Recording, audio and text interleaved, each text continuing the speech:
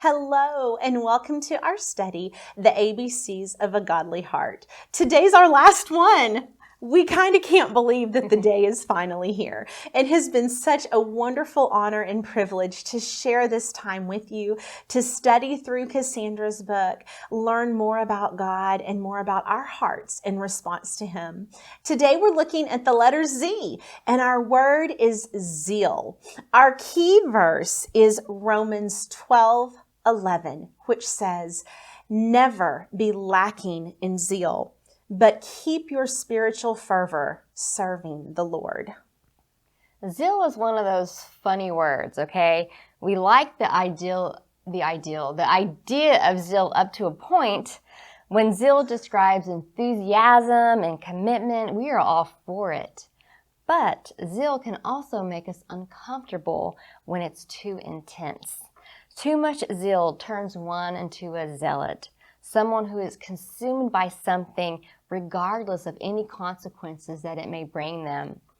As Christians, are we supposed to be zealous? The first place to start is always with the heart of God. If we see zeal in God's heart, well, we know that's a characteristic that He wants us to take on as well. Our whole purpose and our whole longing is to reflect that glory of God. What we see in His heart should be mirrored in our own heart as well. We see the Lord described in Isaiah 59:16 and 17 in such a way. He saw that there was no one. He was appalled that there was no one to intervene. So His own arm achieved salvation for Him, and His own righteousness sustained Him. He put on righteousness as His breastplate, and the helmet of salvation on His head. He put on the garments of vengeance and wrapped Himself in zeal as in a cloak. I love that imagery. Our God is definitely a zealous God. He wrapped zeal around Himself as if it were a cloak. His zeal compelled Him to leave heaven and go to the cross. His zeal for His creation helped Him to plan the greatest rescue mission in history. Zeal is not reckless, but it is risky. Zeal is not an ignorant emotion, but it's passion with a purpose. It is a controlled commitment based on compassion and love. In 1 Corinthians 2:2, Paul has his own declaration of zeal. "For I resolved to know nothing while I was with you except Jesus Christ and Him crucified." It's very simple, and it sounds very simple, but it's passionate and it's full of zeal. Jesus was the only thing on Paul's mind. It was his greatest desire, and we hopefully echo this same declaration of love. Zeal is what needs to shape our hearts. It fires the heart of God, moving Him to take the most extreme steps in order to make us His own. Our zeal for Him should fix our focus and direct our steps. It should mold our actions and guide our interactions with the world. Those around us should be able to see our zeal for the Lord as it fires our movements and determines the steps of which we take and the way of our heart. And this zeal is something that can be contagious. So it's a blessing to surround yourself with people who share this common zeal. Many years ago, about 18 years ago, I started doing some Bible studies with some friends, and we adopted this verse as our key verse to remind ourselves to never be lacking in zeal, but to keep our spiritual fervor serving the Lord. That's our goal, to help each other keep this zeal alive so that the world sees Christ living in us. In Matthew 5, chapter 41, Jesus tells us that if someone asks you to go 1 mile with them, you should actually go 2 miles. The shape of zeal is formed in going this extra mile. Our zeal imitates God's zeal. And when we're willing to go to extremes to let His love impact that moment, common sense dictates that there is a certain point in which we need to protect ourselves and to guard our personal space. Zeal erases those boundaries. Zeal directs us to be like Christ in our relationships and in our chance meetings with people. Zeal compels us to go that extra mile. And according to John 13:34, zeal demands that we love without limits. We should love as Jesus loved. We should let love drown out the influences and the voices that call us to limit God's power and to choose its recipients. We need to love the unlovely. We need to love the rude, the unkind, the sick, the hurting.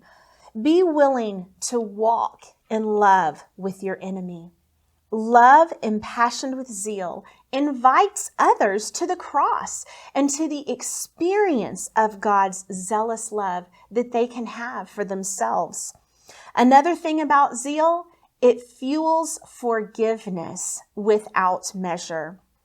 Let's check out Colossians 3:13, which tells us to forgive as God forgives.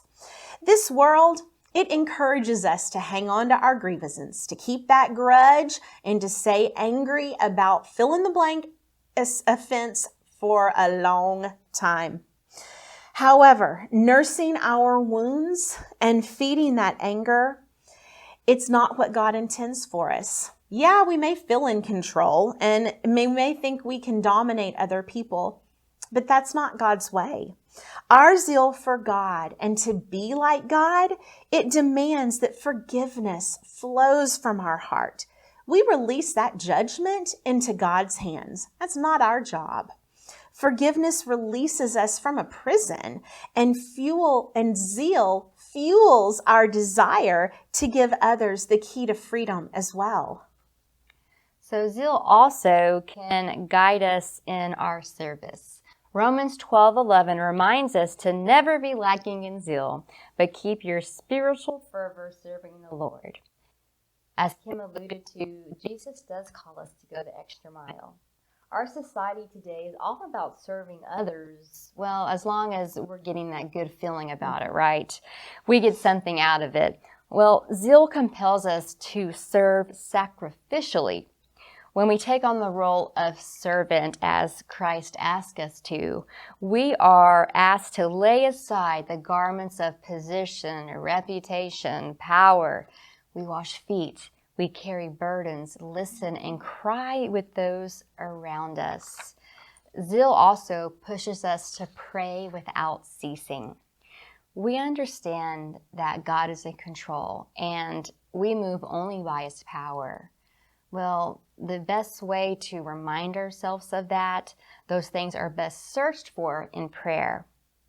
Think of prayer as a fuel station for zeal, because in prayer, we're in His presence, right? And it's there that He can expand our vision, stretch our hearts with love, and deepen our desire for Him.